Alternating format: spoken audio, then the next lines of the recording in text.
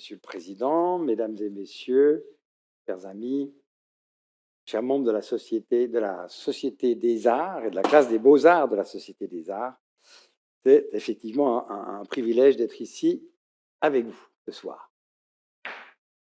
Alors, c'est grâce, au fond, à une étudiante que je suis là, et une étudiante qui a suivi mon cours, et puis j'imagine que je n'ai pas dû être trop mauvais parce qu'elle est venue me demander, Armand Score, si par hasard je serais peut-être intéressé à venir donner une conférence à la Société des Beaux-Arts, dans laquelle ses parents sont actifs, et donc j'ai accepté. Donc merci beaucoup aussi aux étudiants qui m'ont accompagné tout au long de ces années.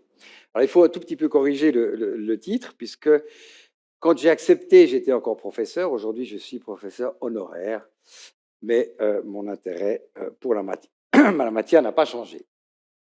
Alors, de quoi allons-nous parler ensemble pendant les quelques 50 minutes qui suivent? Eh bien sûr, du thème des restitutions. Alors, c'est un thème ancien, mais c'est aussi un thème d'une brûlante actualité. Alors, je suis juriste, hein, personne n'est parfait, donc je dois vous parler des bases juridiques des restitutions. Je vous parlerai un peu des bases internationales, et puis on glissera sur les bases nationales avant d'en venir à, je pense, une des questions centrales, c'est l'aspect éthique. Donc, on dépasse, si vous voulez, le simple droit positif pour en venir aux questions plus globales, morales de ces questions de restitution. Et puis après, dernier pas, est-ce qu'on n'est pas en train de constater une nouvelle diplomatie du patrimoine culturel? Alors, je vous le disais, les restitutions, ça n'est pas nouveau, et même ici à Genève. Alors, je vois quelques têtes qui secouent, donc évidemment, je suis dans la classe des Beaux-Arts et pas devant des étudiants en droit. Donc, vous connaissez la cloche de Shinagawa. Ou alors, en tous les cas, vous l'avez, je l'espère, déjà vue dans le parc de l'Ariana. Et pourquoi est-ce que ce cas est si intéressant? Parce qu'en 1925, des étudiants japonais reconnaissent cette cloche, ou plutôt ce grand gong bouddhiste, qui provenait d'un temple bouddhiste, qui avait été démantelé par l'empereur, on va dire fin du 19e, milieu-fin du 19e, et la cloche avait été envoyé à une fonderie en Argovie pour y être transformé en canon. Heureusement, Gustave Revillot a décidé de l'acquérir et l'a conservé dans sa collection, puis à sa mort, l'a légué à la ville de Genève. Alors, ce que vous voyez là, ça n'est pas l'original, c'est une copie. L'histoire est la suivante. En 1929, notre conseil municipal à Genève débat de la question: faut-il ou non restituer cette cloche? On nous offre en échange une lanterne, d'ailleurs une lanterne en pierre que vous pouvez voir, elle n'est pas sur la photo, mais juste à côté. Les Japonais proposaient une sorte d'échange, mais pour les Genevois, la cloche était vraiment emblématique. Eh bien, le débat est fort intéressant parce que, à l'époque déjà, on a soulevé tous les arguments qui sont ceux qu'on entend aujourd'hui. Mais c'est se rabaisser que de rendre à une nation étrangère. En plus, on va vider nos musées si on commence comme ça. Et d'un autre côté, les arguments, bien sûr, mais quand même, c'est un reste culturel du Japon, de cette ville importante de Shinagawa. On ne peut pas rester les yeux fermés. Finalement, le vote l'emporte, le vote pour la restitution l'emporte, et la cloche s'en retourne à Shinagawa. Mais, et là j'empiète déjà sur la fin de mon exposé, mais évidemment, si je vous raconte toute l'histoire, je dois vous dire que 50 ans plus tard, la commune ou la ville de Shinagawa offre à la ville de Genève, en reconnaissance, une copie de la cloche. C'est donc la copie que vous voyez là exposé dans le parc de l'Ariana. Et qui plus est, on crée une association d'amitié entre les villes de Genève et de Shinagawa et on célèbre cela par chaque année des échanges scolaires entre des étudiants des deux villes.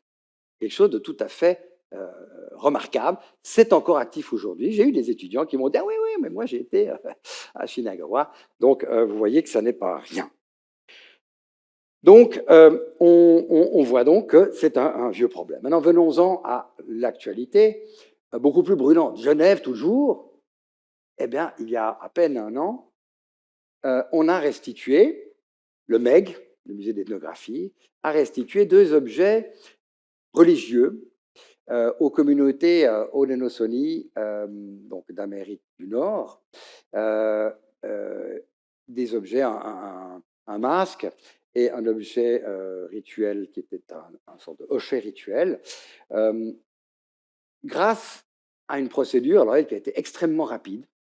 Des représentants sont venus voir le musée, ils ont reconnu, et puis ils sont allés voir la directrice, Mme Karine Durand, en lui disant bah, écoutez, pour nous, c'est des objets très importants. 6 mois plus tard, les objets étaient restitués. Et puis, sans parler, encore plus récemment, il y a quelques mois, de la restitution à la Bolivie de 3 momies qui étaient également dans les collections du MEG. Donc, vous voyez qu'on est dans l'ancien, mais on est aussi dans le nouveau, ne serait-ce que dans notre petit monde genevois. Ça, ce sont des cas, ce dont je vous ai montré, de restitution dite volontaire. On fait un geste. On restitue parce qu'on se sent dans l'obligation morale de restituer. Mais il y a aussi les restitutions non volontaires, juridiques, judiciaires, suite à une procédure. Et là, vous voyez une magnifique tête de prêtre de Palmyre qui faisait partie d'une collection, enfin, d'un lot de 9 œuvres provenant de Syrie, du Yémen et de Libye, et qui ont été saisies au Port-Franc dans les années 2018, par là autour. Et enquête du ministère public, saisie, la provenance était clairement illicite, confiscation. Et finalement, les objets sont aussi, c'est un aspect intéressant, exposés au musée d'art et d'histoire, non pas tellement comme chef-d'œuvre, mais pour montrer les méfaits du trafic illicite. Alors, c'est une exposition qui a fait parler d'elle, où on a vu ces objets sans aucun apport, si vous voulez, scientifique et artistique, à l'état brut. On a même vu les caisses qui provenaient d'Abu Dhabi, puisque ces objets avaient transité par Abu Dhabi. En fin de compte, la tête et 2 autres stèles ont été restituées à la Syrie en 2021 et tout récemment, une autre œuvre à la Libye. Donc là, vous voyez, ça, c'est le droit en action. On ne se pose pas des questions de morale et on exécute nos lois. Il reste que les objets du Yémen sont toujours ici. On attend que l'État du Yémen se manifeste. Il estime probablement, parce qu'il a d'autres chats à fouetter, que ça n'est pas le moment de les rapatrier. Donc voilà un tout petit peu le contexte. Maintenant, les bases juridiques. Comme je vous le disais, un juriste est un peu obligé de passer par là. Alors, 3 textes internationaux. Je serai quand même bref, je vous rassure. Vous avez une convention de La Haye de 1954 qui a surtout, pour notre domaine, donc qui porte sur la protection des biens culturels en cas de conflit armé, adoptée dans l'immédiat après-guerre, après les destructions massives, les pillages colossaux qui ont été vécus. On s'est dit, on ne peut pas rester sans rien faire, il faut adopter une convention. La convention de La Haye est adoptée, et un protocole. Un protocole existe, donc c'est une sorte d'addendum à la convention. On n'a pas réussi à tous se mettre d'accord sur le texte, donc on adopte un addendum de protocole qui, lui, traite des biens culturels dans les zones occupées et qui est la source, d'après moi, d'une règle internationale de restitution des biens culturels. Donc, si vous avez une occupation d'un territoire par ce qu'on appelle une puissance étrangère dans ces textes, eh bien, à la fin du conflit, lorsque les parties se retirent, à supposer que le conflit prenne fin, eh bien, les biens culturels qui ont été emportés, saisis, spoliés dans le cadre de cette occupation doivent, nous dit le protocole, être restitués. Alors ça, c'est pour le conflit armé. Qu'en est-il du temps de paix? Alors là, vous avez une convention de l'UNESCO de 1970 sur la lutte contre le trafic des biens culturels en temps de paix, qui est très générale, mais qui quand même montre que les États s'engagent à restituer ce qui a été volé dans les autres États. En gros, hein, très, très général, c'est un texte assez compliqué à lire, mais enfin, c'est ça l'essence. Ça n'a pas empêché le trafic des biens culturels. Et donc, en 1995, une deuxième convention, la convention d'Unidroit, est adoptée. Cette convention-là, alors, elle est beaucoup plus de poigne, beaucoup plus restrictive sous l'angle du droit. Elle est ce qu'on appelle d'ailleurs directement applicable, donc self-executing pour les techniciens, c'est-à-dire qu'elle s'applique des ratifications. Il n'y a pas besoin d'une loi d'application. Et alors, elle a une règle magnifique qu'on trouve rarement dans les conventions par sa simplicité. Elle nous dit « Le possesseur d'un bien culturel volé doit le restituer. » Point. C'est d'une clarté, on ne peut plus limpide.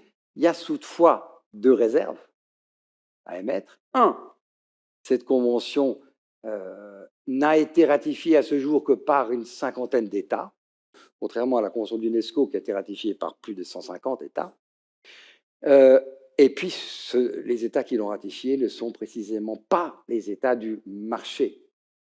La Suisse, l'Allemagne, la France, les Pays-Bas, le Royaume-Uni, les États-Unis n'ont pas ratifié la convention d'Unidroit. Je pourrais vous expliquer pourquoi, mais c'est une autre histoire.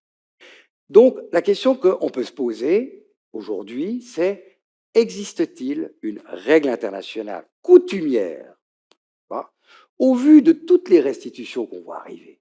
Je vous ai donné quelques exemples, je le vois, mais on va le voir dans le cours de l'exposé, il y a des exemples de bien d'autres États. Est-ce qu'il n'y a pas ce qu'on appelle une coutume internationale? Et cette coutume serait obligatoire, parce que les États et aussi les agents non étatiques la pratiqueraient au fond en estimant qu'ils agissent par obligation juridique. C'est ça un petit peu le terme de coutume, qui est une source du droit international. Et là, je dois rendre hommage à la thèse d'un collègue, Rida Fraoua, qui a écrit en 1985 à Fribourg une thèse sur le trafic illicite des biens culturels et leur restitution. Et Rida Fraoua partait des conflits armés et disait, là, il y a certainement une coutume. On la voit d'ailleurs dans les traités de paix, les nombreux traités de paix qui ont été ratifiés, qui ont été signés déjà de l'époque napoléonienne, post-napoléonienne, jusqu'aux différents grands conflits. Là, il y a une coutume absolument claire. On rend ce qui a été spolié après un conflit. Par contre, il identifie, et ça, c'est rare dans dans la recherche juridique, il identifie une coutume aussi en temps de paix. Sauf, dit-il, que cette coutume a encore besoin d'être précisée. C'est une règle générale qui doit être précisée. Deuxième élément clé dans cette réflexion, c'est un rapport très connu demandé par le président Macron en 2007, commandé par le président Macron en 2017, pardon, le rapport Sarr-Savoie. Sarr est un économiste et philosophe sénégalais. Bénédicte Savoie est une historienne de l'art française qui enseigne à Berlin. Et ils ont rédigé un rapport assez fort sur la restitution du patrimoine africain vers une nouvelle éthique relationnelle. Voilà leur rapport, mais ils enfonçaient pas mal de préjugés et ils étaient très, très forts en disant la France se doit maintenant de restituer ce qui a été pris pendant la période coloniale. Je dis une occasion manquée parce que je crois qu'ils auraient pu, ils ont travaillé avec des très bons juristes français, ils auraient pu nous dire, eh bien, la France exécute aujourd'hui une obligation internationale. Ça aurait été, c'était déjà un pavé dans la mare, ce rapport, mais ça aurait été considérable, en tout cas dans le monde des internationalistes. Ils ne l'ont pas fait. Et je dis aujourd'hui, je pense que c'est une occasion ratée, avec tout le respect, évidemment, que je leur dois.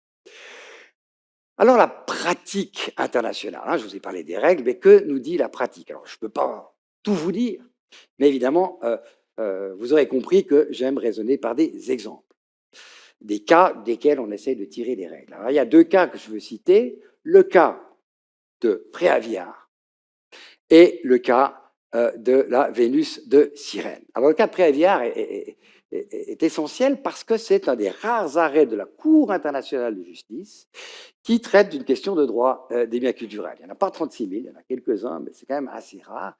Et la CIJ s'est non seulement penchée une, mais deux fois sur ce cas.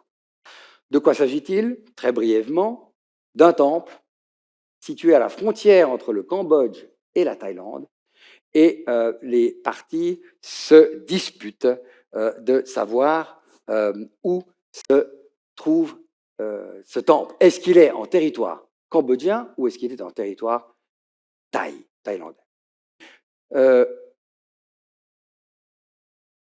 La question dépasse la pure notion culturelle parce qu'il s'agit de temples d'art khmer. Et évidemment, l'art khmer, comme vous le voyez d'ailleurs dans le billet de 2000 rials, je crois, cambodgiens, on voit aussi cette œuvre. Mais le temple est juste à la limite. Alors la CIJ se prononce. Alors non, tout commence par une invasion, une occupation des Thaïs de la région.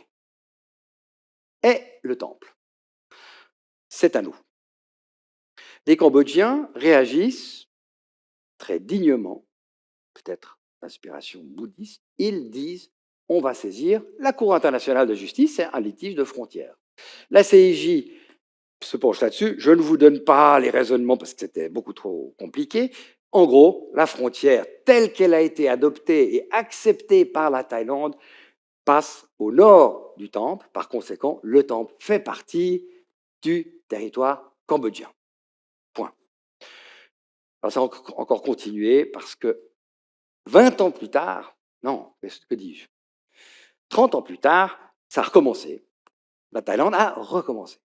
Bref, et la Cour internationale de justice a confirmé sa jurisprudence. Ce que je voulais juste vous dire, je vous le cite, l'arrêt de 62 de la CIJ nous dit, à part toutes les questions de frontières, que la Thaïlande, je cite, est tenue de restituer en Cambodge tous les objets des différentes catégories spécifiées dans les conclusions du Cambodge, qui, depuis la date de l'occupation du temple par la Thaïlande en 1954, auraient été enlevés du temple ou de la zone du temple par les autorités thaïlandaises. Donc là, voilà, vous avez la preuve, à mon avis, de l'existence d'une règle internationale en cas d'occupation. Je passe au deuxième cas, celui de la Vénus de Cyrène. Alors, cette Vénus anadiomène, donc issue de la mer, montre qu'elle sort de la mer, est une œuvre absolument exceptionnelle que les Italiens découvrent en Cyrénaïque, c'est-à-dire en Libye, en 1911, date du début de l'occupation ou de la conquête de la Libye par l'Italie.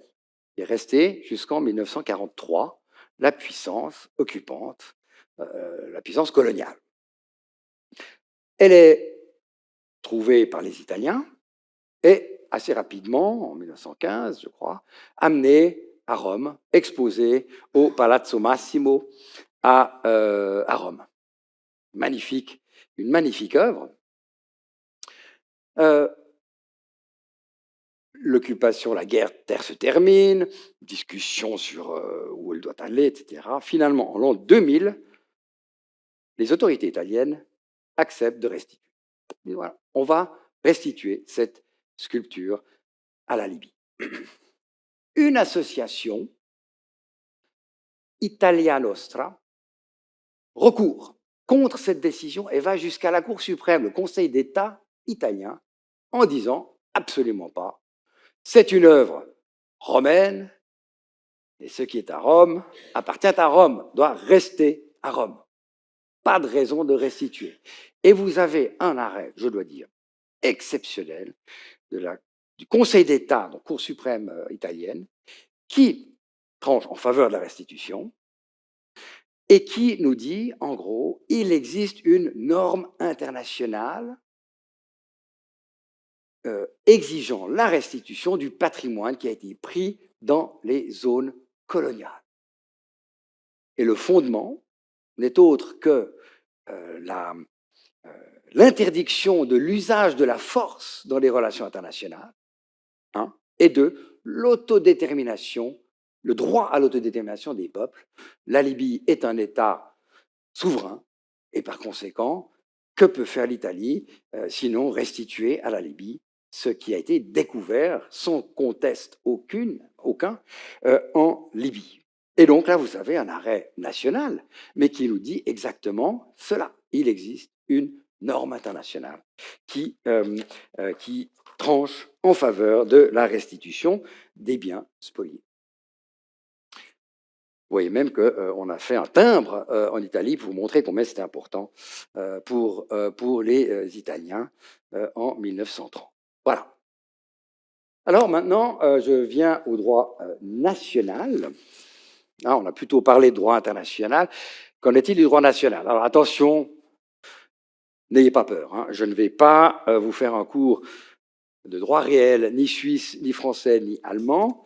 J'ai juste mis là quelques bases légales, comme on dit, mais mon ami Bénédicte Foy, ici présent, en sait bien plus que moi, et de toute façon, ce n'est pas le but de l'exercice ici. Mais il y a quand même j'ai une petite idée derrière la tête en vous disant ça. Je prends un exemple. Vous êtes propriétaire d'un coucou suisse. Alors vous me direz, un coucou suisse, est-ce un bien culturel? Alors j'ajoute, c'est le coucou suisse qui a appartenu à Charles Ferdinand Ramu et qui se trouvait, jusqu'à son vol, dans votre chalet de famille en Valais. Ce coucou suisse est volé et il est ensuite acquis lors d'une vente aux enchères par quelqu'un qui n'en savait absolument rien. On va dire une vente aux enchères dans cette même salle, puisque la maison Colère organise des ventes ici. Et le coucou suisse part, évidemment. Là, alors, d'abord, c'est un bien culturel. On sera d'accord. Pourquoi? Parce qu'il a une valeur historique. Si c'était un objet industriel, peut-être pas. Mais là, il a une valeur évidemment, historique fondamentale. On utilise le terme allemand.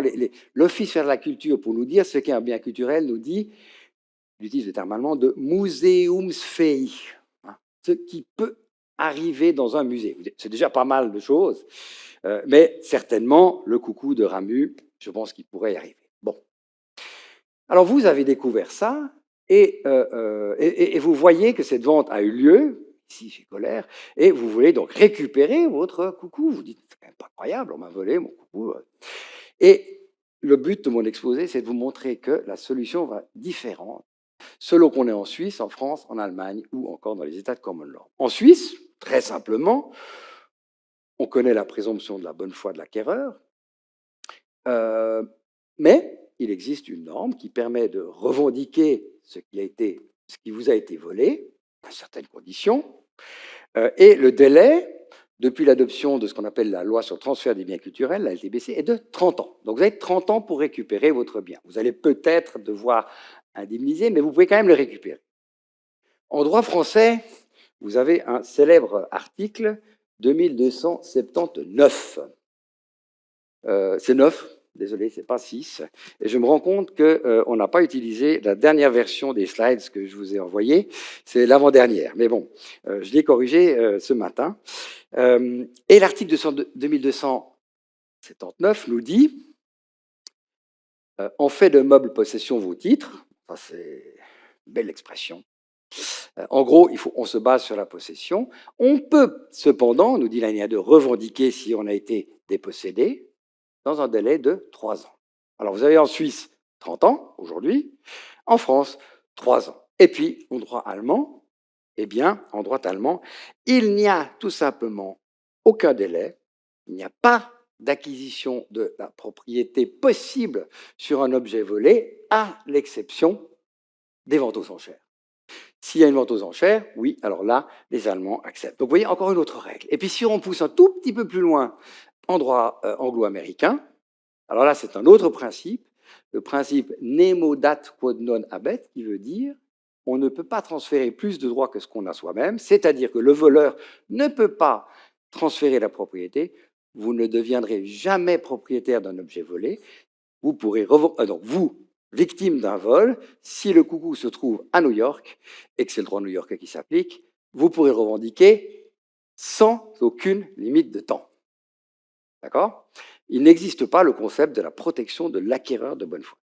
Alors tout ça pour vous dire, voyez, la diversité, la mosaïque que représente le droit, pourtant, on est dans des pays relativement proches, hein, même sous l'angle des traditions. Et voilà pourquoi, personnellement, je suis favorable à cette Convention d'Unidroit de 1995, parce que la Convention d'Unidroit unifie le droit dans cette matière. C'est un long travail qui a été fait, et aujourd'hui, je crois que les États, comme la Suisse, comme l'Allemagne, comme la France, pourraient la ratifier. On aurait, en matière de biens culturels, la même réglementation. Mais ça n'est pas le cas, et les trafiquants le connaissent. Ils savent très bien cela. Ils sont très bien informés, ils ont des bons juristes qui savent les faire bénéficier des différents systèmes, des différences entre les systèmes juridiques. J'en termine avec 2 exemples suisses qui vont vous montrer aussi qu'on est quand même devenu plus strict sous l'angle, cette fois, du devoir de la diligence de l'acquéreur. Je vous parle du manuscrit, de l'affaire du manuscrit de Sade et de l'affaire du Malevich. Alors, le marquis de Sade a écrit ce magnifique, alors je ne dis pas magnifique quant à son contenu, mais magnifique quant à l'objet, ce rouleau de 11 mètres de long qu'il a écrit alors qu'il était embastillé. Et jour après jour, il y relate ses fantasmes sexuels. Et à la prise de la Bastille, il quitte la Bastille, nu comme un verre, nous dit-il, et il laisse derrière lui le manuscrit caché qu'un gardien avait bien voulu conserver pour lui, mais il ne le retrouvera jamais. Le manuscrit vit sa vie. Il arrive dans une collection française assez connue, la collection de la famille de Noailles. Seulement voilà, un petit malin cambriole, enfin escroque Madame de Noailles, qui était déjà devenue assez âgée. Il lui emprunte le manuscrit qui était dans un comment on dit, un coffret, merci, et il rend le coffret vide. Coup simple, hein. Et puis il se précipite à Genève et vend, par différents intermédiaires, et vend le manuscrit à Gérard Nordman, collectionneur très connu de ce qu'on appelle les curiosas. Monsieur Nordman paye un bon prix, par chèque, et ne se pose pas beaucoup plus de questions.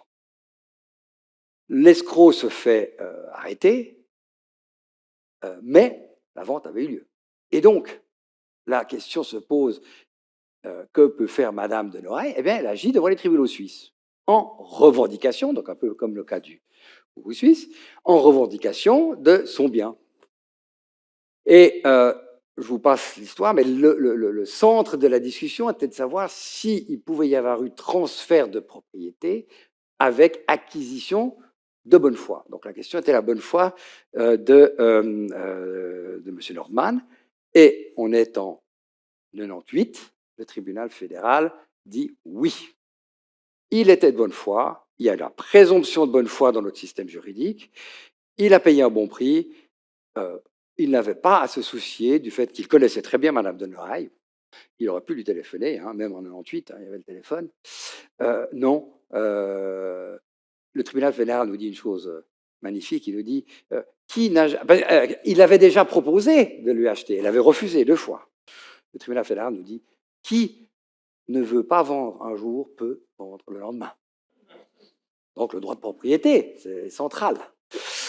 Et donc, il accepte la bonne foi de monsieur de l'acquéreur, malgré 2 éléments qui jouaient contre, l'absence de l'écrin, voilà, j'ai retrouvé l'écrin du coffret, dont monsieur Nordman savait très bien qu'il existait, et puis deuxièmement, le fait que ce manuscrit, s'il était sorti licitement de France, aurait eu besoin d'avoir un certificat, une autorisation de sortie. Évidemment qu'il n'y avait rien. Mais là, le tribunal fédéral balaye cette exception, enfin cet argument. Ça n'était pas dans l'air du temps. Beaucoup plus récemment, on a ce tableau de Malevich, qui a lui aussi une histoire. Petite parenthèse, pourquoi est-ce que j'aime le droit de l'art? Il y a beaucoup de raisons, mais une des raisons, c'est que c'est toujours des belles histoires. Qui finissent pas toujours bien, mais quand même, et surtout qui dépassent les générations. On voit ces objets, le marquis de Sade. Je ne vous ai même pas parlé de ce qui s'est passé après l'arrêt du tribunal fédéral, parce qu'aujourd'hui, il est de retour en France, hein, à la Bibliothèque nationale de France, après d'autres péripéties. Donc ces objets nous dépassent, et nous, on les regarde, on peut-être les admire, certains veulent les posséder, et puis les musées les montrent. Voilà, c'est quand même quelque chose de fabuleux de traiter de ça, je trouve. Hein. Alors le Malevich, il appartient à l'une des rares collections d'art russe du début du siècle en Union soviétique. Très rare qu'il existe encore une telle collection. Et en 1978, il est volé à Leningrad. Le voleur se fait pincer, il est condamné, mais le tableau a disparu. Il circule, il arrive en Europe, d'Europe, il arrive à Genève, et à Genève, il est acquis par un collectionneur zurichois, célèbre collectionneur zurichois, qui tombe amoureux du tableau quand il le voit, et se dit, il faut quand même que je vérifie que ce n'est pas un faux, parce que des tableaux de cette période, il y en a déjà très peu qui circulaient, mais en plus, il y a beaucoup de faux. Il fait donc venir une experte qui le lui certifie, non, il est authentique. Mais cette experte, en même temps, lui dit, j'ai entendu dire qu'il y a une rumeur, que dans le marché international, enfin le marché européen, circule un tableau de Malevich volé. Tout ce qu'elle lui dit. Il achète quand même. Il paye un bon prix, plus d'1 million de francs suisses, et il part avec son Malevich enroulé. Voilà, il est parti de son exposition, de sa collection. Le collectionneur russe décède et son fils décide de rechercher le tableau. Il découvre qu'il est dans cette collection. Il va voir le collectionneur à Zurich, qui lui reçoit très gentiment et qui lui dit, écoutez, voilà, vous l'avez acquis de bonne foi, aucune idée qu'il était volé. Je vous comprends, et donc je vous propose je vous offre une entrée gratuite quand vous voulez pouvez venir voir le tableau chez moi. Mais ça ne lui a pas suffi. Il commence un procès épique. Le procès dure 5 ans. Avec cette décision du tribunal fédéral, alors je vous passe tous les détails, mais ce qui m'importe, c'est que le tribunal fédéral nous dit, de nouveau, on est sur l'évaluation du devoir de diligence. Est-ce qu'il a été diligent lorsqu'il a acquis? On est 20 ans après le marquis de Sade. Eh bien, le TF dit non, il n'a pas été diligent. Dans le marché de l'art, on sait, il y a toujours le principe de la protection de l'acquéreur de bonne foi. Elle est présumée, mais on sait que dans le marché de l'art, circulent des objets volés, ou pillés, ou licitement exportés. Et là, monsieur l'acquéreur, on vous parle d'une rumeur. Alors, ce n'est pas parce qu'il y a une rumeur que vous ne deviez pas l'acheter, mais c'est parce qu'il y a une rumeur que vous deviez vous renseigner encore plus. Et aller, par exemple, à l'ambassade enfin c'était de Russie après, à l'époque, où un peu dans le marché de l'art, vous renseignez et on vous aurait dit, vous l'aviez posé la question, il y a ce tableau de Malevich qui est volé. Donc on lui reproche cela. Résultat des courses, le devoir de diligence, là, il est beaucoup plus élevé. Et donc, évidemment, ça change toute la situation par rapport aux restitutions. Alors voilà un tout petit peu le panorama juridique. Venons-en à l'aspect éthique. Alors, la réflexion sur la morale nous vient surtout des biens spoliés pendant la Seconde Guerre mondiale. Il y a eu, à part les persécutions, il y a eu véritablement un appareil mis en place pour les spoliations des biens juifs en Allemagne, mais aussi en France occupée et dans tous les pays d'ailleurs soumis à la domination nazie. Dans l'immédiat après-guerre, il y a eu un premier effort de rétablissement de la justice, mais évidemment, l'art n'a pas été au premier plan, et puis en plus, les collections n'étaient pas la préoccupation des survivants, et donc c'est assez vite, ce thème est tombé dans l'oubli. Et puis avec les contes en déshérence, avec la nouvelle vague de la fin des années 90, on a d'abord parlé des contes, et ensuite on a parlé de l'art. Et on s'est rendu compte qu'en France, il y a des centaines de ce qu'on appelle des MNR, pour Musée national de récupération, qui sont dans les musées et qui dorment. Ils dorment parce qu'on ne sait pas à qui les restituer, ou aussi parce qu'on n'a pas fait l'effort d'essayer de trouver à qui ils appartiennent. On découvre en Suisse des biens, je vous parlerai d'un exemple dans un petit moment, et puis aux États-Unis aussi. Et donc ça devient un hot topic. Curieusement, et ça voudrait une analyse, il n'y a pas de convention internationale. Les États n'ont pas réussi à se mettre d'accord. L'UNESCO a essayé, mais ça n'a pas marché.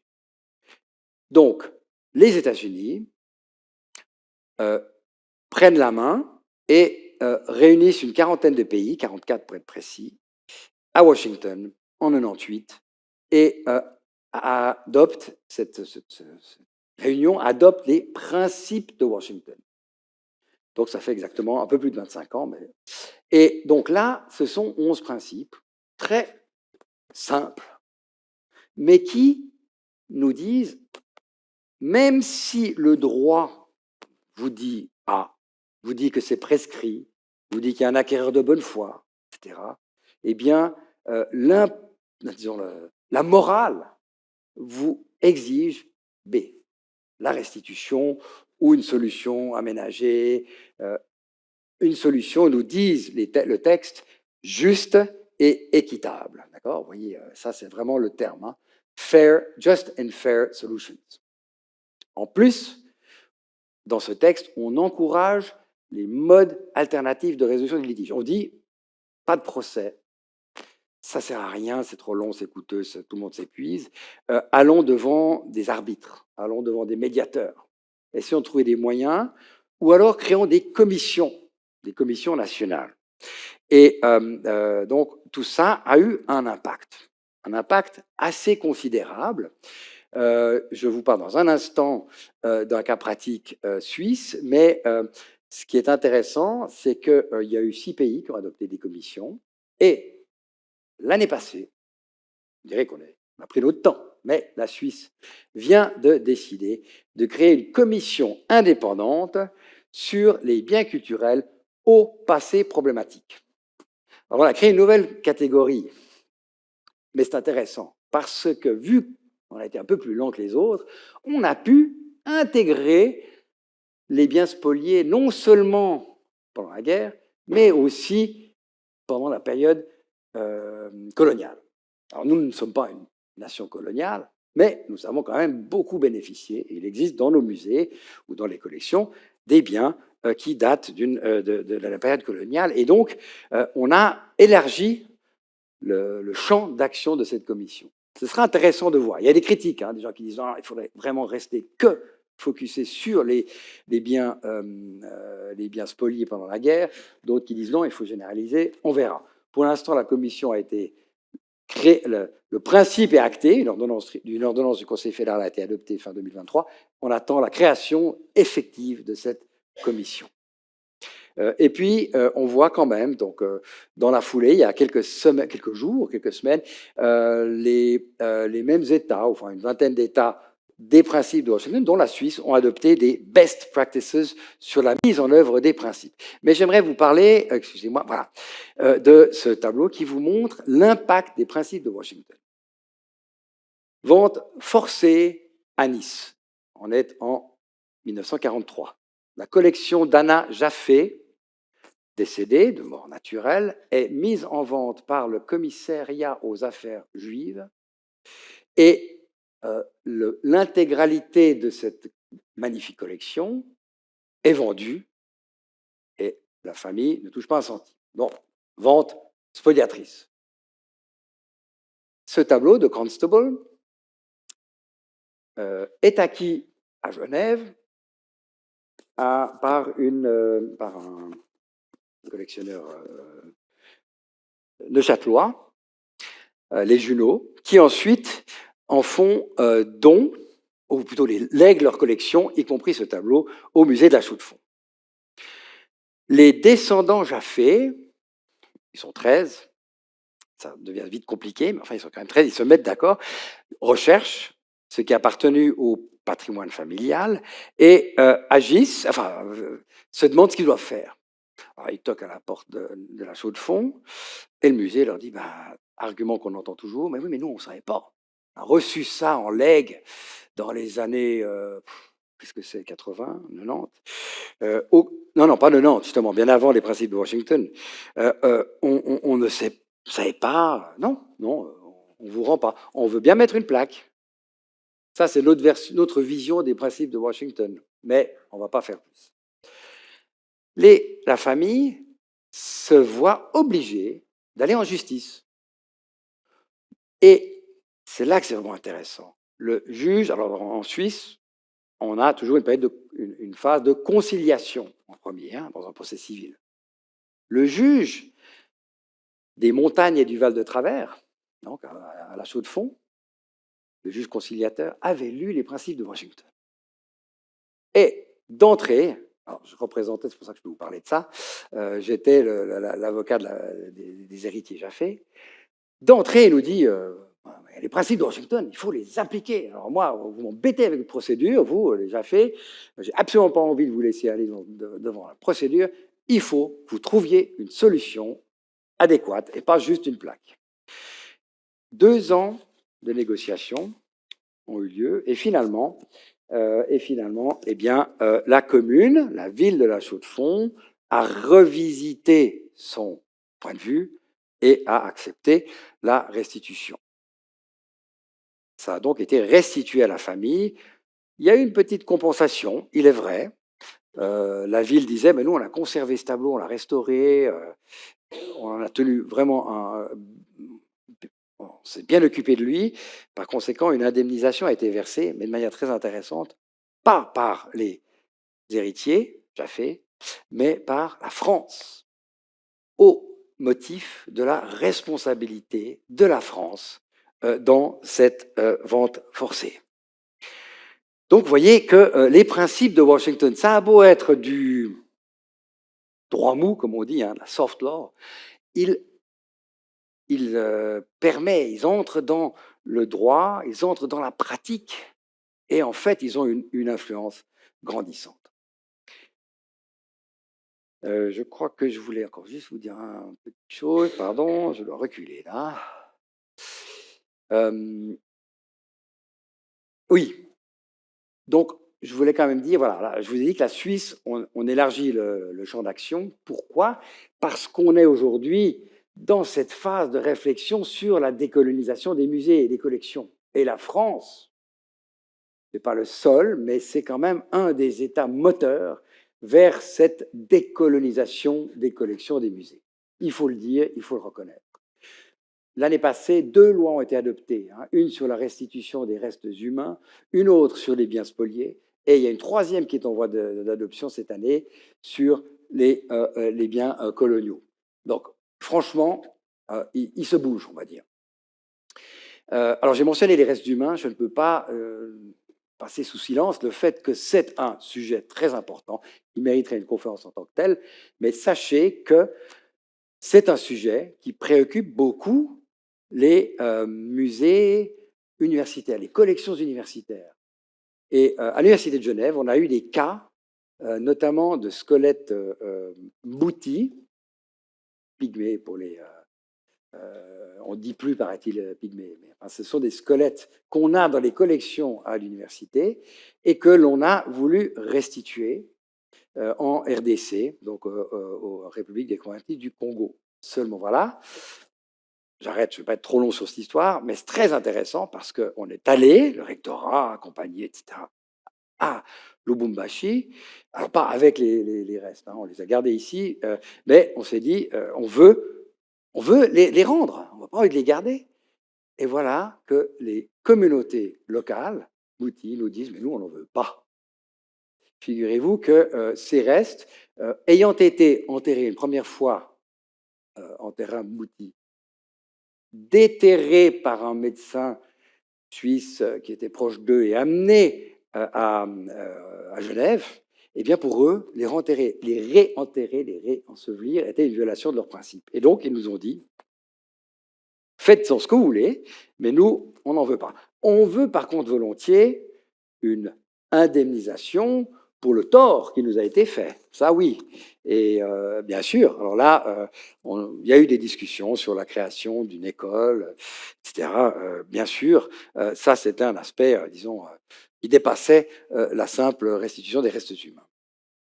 Et puis, j'aimerais encore vous dire que c'est compliqué, ce domaine de la restitution des biens culturels coloniaux. Pourquoi? Parce que ces biens, comme vous le savez, on est dans la classe des beaux-arts, ont influencé notre Europe. On sait tous que Picasso, on sait tous que le mouvement surréaliste se sont imprégnés de l'art africain. Et il y a quelques semaines, le professeur Souleymane Bachir Diagne prononçait une conférence très intéressante au MEG, où il disait, mais au fond, ces objets, ce sont des mutants. Certes, ils doivent être restitués, ils doivent retourner là d'où ils viennent. Ils appartiennent à des cultures, à des religions très particulières, oui. Mais au fond, ils ont vécu, souvent plus de 100 ans, en Europe. Ils se sont un peu européanisés. Donc comment faire, n'est-ce pas? Et ça, je pense que cette commission, j'espère que cette commission pourra se pencher sur cet aspect mutant. Le juriste, il vous dit, bah, il y a des solutions. On peut parler de patrimoine commun, on peut parler de copropriété ou copossession, de binationalité peut-être, je ne sais pas. Donc il y a des moyens. Hein. C'est un peu comme un enfant, la garde d'un enfant, on peut la séparer, bon, c'est pas la même chose, on est d'accord. Mais une garde partagée, ça existe, on le sait. Donc voilà pour les restitutions coloniales. Elles sont en cours. Indiscutablement, elles sont en cours et c'est un mouvement fascinant à regarder. Alors, dernier aspect que j'aimerais traiter, c'est cette fameuse diplomatie du patrimoine. Pour moi, il y a deux cas.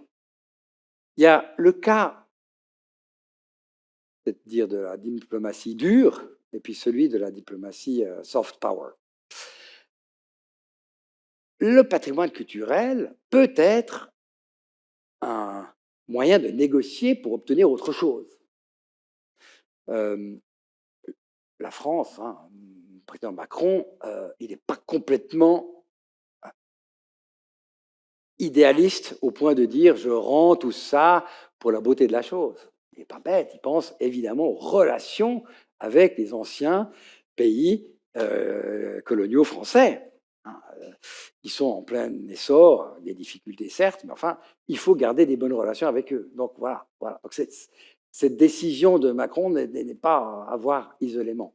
Et un exemple que je trouve amusant, c'est les manuscrits coréens qui étaient à la Bibliothèque nationale de France depuis 1880, car ils avaient été spoliés lors d'une expédition punitive dans des îles coréennes suite à l'assassinat de missionnaires français. Une expédition militaire punitive détruit et tue pas mal de gens, et on empoche les archives royales de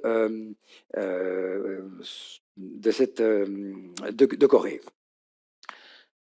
Ces archives dorment tranquillement dans une annexe de la BNF à Versailles, jusqu'à ce que des chercheurs coréens les identifient et demandent leur restitution. Alors la France a d'abord dit, ça c'est le truc qu'on entend toujours, inaliénabilité des collections.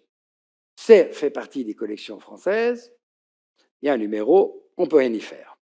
Si vous voulez la sortir, eh bien vous devez adopter, nous devons, nous, France, adopter une loi spéciale pour sortir ces objets des collections. Alors il y a eu quelques lois. Les têtes maoris, par exemple, ont adopté une loi spéciale. La dépouille de Saartjie Baartman a été restituée à l'Afrique du Sud par une loi spéciale. Mais c'est très exceptionnel. Là, débat, la situation était un peu bloquée lorsque subitement vient un enjeu colossal, la vente du TGV par la France à la Corée. Et alors du coup, par miracle, le président Mitterrand d'abord va en Corée, et puis alors lui, il ne se gêne pas, hein, il amène un exemplaire et il le donne. Pof! Violation totale du droit français, mais enfin voilà, le fait du prince. Mais c'était que un, hein, il y en avait 270. Et puis arrive la pression économique plus grande, Sarkozy, alors lui, il y va avec les 270 ou 69, et puis on joue un peu avec l'inaliénabilité parce qu'en fait, on les rend sous forme d'un prêt. Donc la France reste propriétaire, mais c'est un prêt à longue durée, renouvelable, etc. Personne n'est dupe, c'est bel et bien une restitution. Jack Lang, même, le jour même, déclare, il n'était plus ministre de la Culture, ben, il déclare, on ne va jamais les réclamer. C'est clair, ils sont restitués. Donc, vous voyez, ça, c'est l'outil. Alors, je ne dis pas que le TGV a été signé que grâce à ça, non. Mais je pense que c'est un élément évidemment important. En revanche, je crois que on peut... Pardon. Ah, j'ai eu dans le faux sens. On peut plutôt parler de cette partie plus soft. Je vous ai parlé des restitutions volontaires tout à l'heure. Alors, tout à l'heure, je parlais à une personne qui est responsable des restitutions à l'officier de la culture, qui me dit « Je suis débordé de cas. Tout le monde m'aborde et tout le monde veut rendre. J'en ai marre. Il y a trop à faire, je ne sais pas comment faire. » Il y a encore quelques jours, on annonçait la restitution d'une collection d'art précolombien à plusieurs États. Et c'est l'OFC qui a joué un rôle important. Alors, on a créé à Genève, il y a 2 ans, ce qu'on appelle la plateforme pour la diplomatie du patrimoine. Alors, quelle était l'idée? L'idée, c'était de créer un lieu neutre où il n'y aurait pas d'intérêt autre que l'intérêt académique, où les particuliers pourraient déposer, au sens peut-être virtuel, hein, pas nécessairement matériel, mais un bien en vue de le restituer. Donc, je vous parle bien de restitution volontaire. Ils peuvent être anonymes, pas besoin de... Alors, les participants de la plateforme vont le savoir, mais l'anonymité vers l'extérieur va être préservée, et surtout, aucune préoccupation financière. Et voilà que depuis 2022, on a eu 3 cas dont je vais vous parler un petit peu ici. Alors d'abord, ce cas de 2022, premier cas, l'icône de Saint Jean-Baptiste le Précurseur, qu'un pédiatre anglais possédait. Et il avait vu une émission télévisée où d'autres personnes avaient proposé de restituer des biens, et il s'est dit, voilà ce que je veux faire. Mais je ne veux surtout pas aller vers les maisons de vente ou autres, parce que je sens qu'on va tourner ça en question financière. Où est-ce que je peux aller? Et il nous envoie un mail à l'université. Alors, pas de chance, le mail est allé dans les spams. Mais heureusement, mon collaborateur de l'époque, Alessandro Checchi, a été regarder les spams et il l'a vu. Et on était quelques semaines plus tard, on a vite écrit à ce monsieur. Il n'y avait pas de problème, pas de problème. Vous savez, moi, ça fait longtemps que je l'ai. Ce n'est pas quelques semaines qui vont me créer un problème. Et donc, il nous a dit, bah, moi, je ne veux rien faire. D'ailleurs, je vous l'envoie. Alors, il le met à la poste, DHL, et on le reçoit à l'université. On a même dû payer la TVA sur l'importation. Voilà, cette icône, que faisons-nous? Eh bien, on se cherche quelqu'un qui peut nous l'authentifier. On trouve quelqu'un à Chypre qui nous dit typique chypriote du 18e, pardon. Elle représente donc le précurseur avec sa tête coupée après, etc. Typique. Vous pouvez la En fait, qu'est-ce qui s'était passé? L'Anglais, le pédiatre, avait hérité ça de son père, qui était parti des forces armées anglaises en 1974, à l'époque de la guerre à Chypre, de l'invasion par les forces turques. Et donc, je ne sais pas comment, mais enfin, il avait ramené ça comme souvenir. Et donc, le pédiatre nous a dit, voilà, moi, j'ai pas envie. Moi, je ne veux pas voyager. Deux, je ne veux pas que mon nom apparaisse, mais faites au mieux. Et donc, on a finalement contacté les autorités, après avoir été convaincus de l'authenticité et de la provenance, on a contacté l'Église orthodoxe et aujourd'hui, elle se trouve à Chypre. Alors, il faut dire une chose, c'est que je pense qu'elle est encore un peu dans le purgatoire, c'est-à-dire qu'elle n'est pas restituée à l'endroit d'où elle vient, parce qu'il y a tellement d'icônes à Chypre, qui ont d'ailleurs beaucoup été, sinon détruites, du moins volées, qu'on ne sait pas exactement où elle va. Mais au moins, chez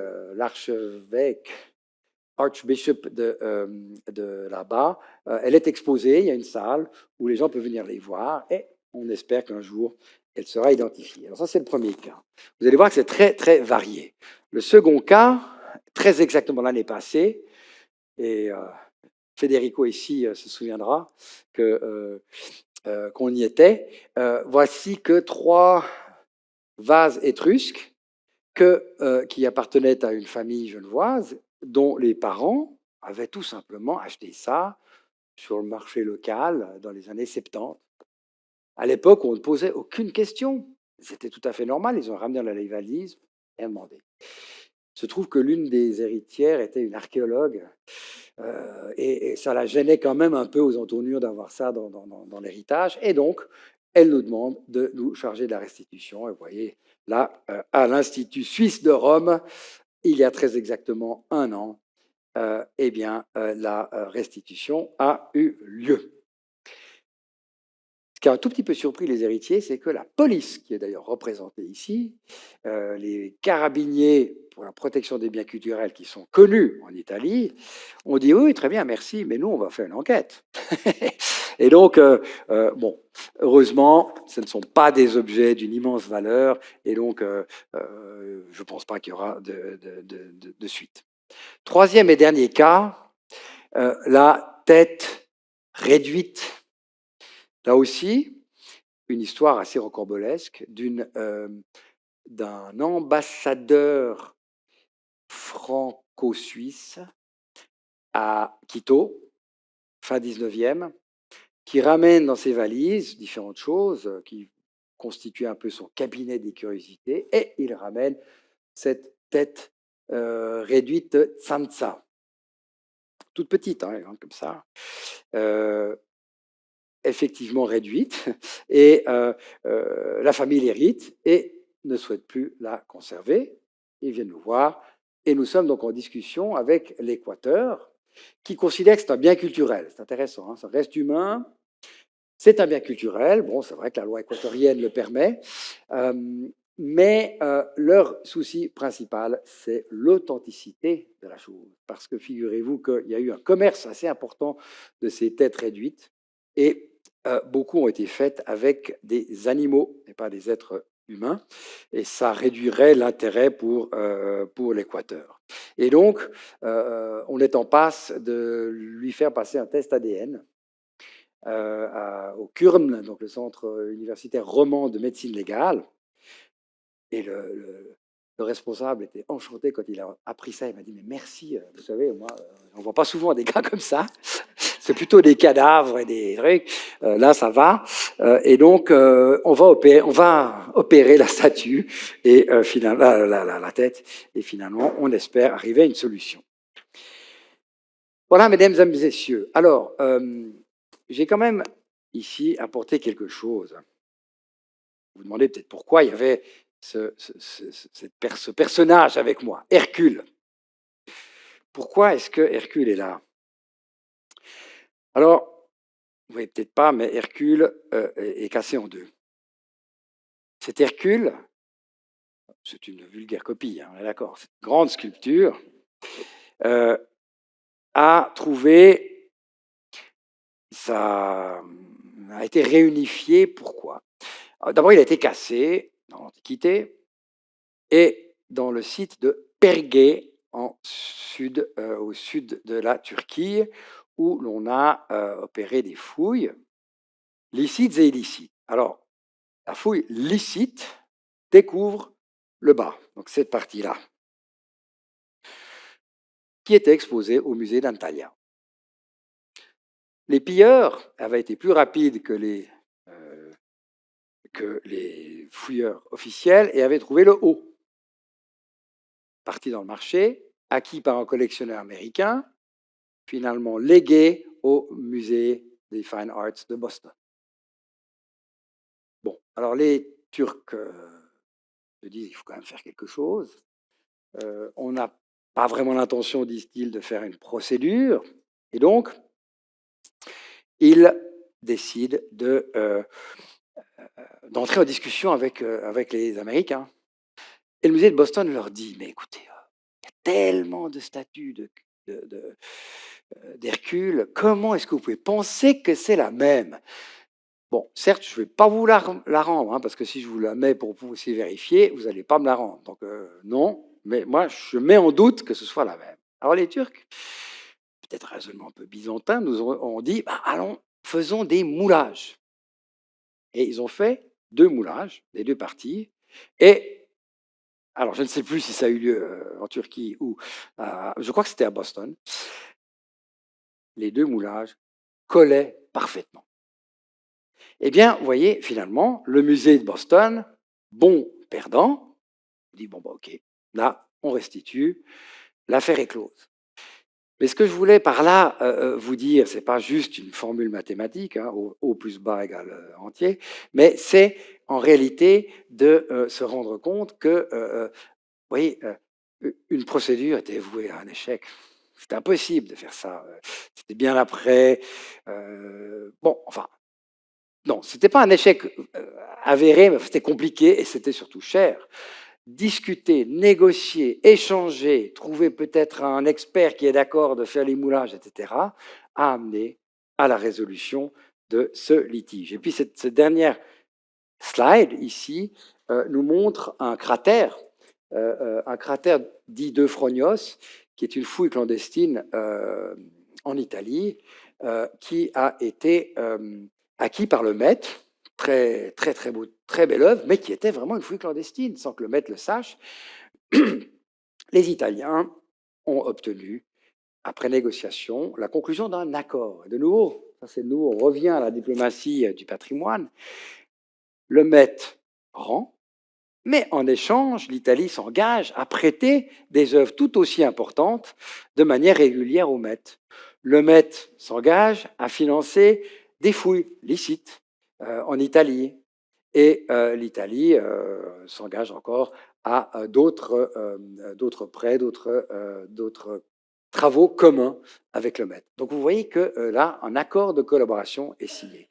Donc je crois que grâce à ces cas, on arrive à une situation où la diplomatie du patrimoine, eh bien, permet la progression, permet la compréhension, l'échange entre les peuples. Et j'espère que cette petite plateforme qu'on a lancée eh bien, sera vouée à beaucoup de succès. Et si vous avez dans vos armoires des objets dont vous ne savez que faire et qui vous gênent aux entournures, eh bien, n'hésitez pas à faire appel à nous. Merci beaucoup.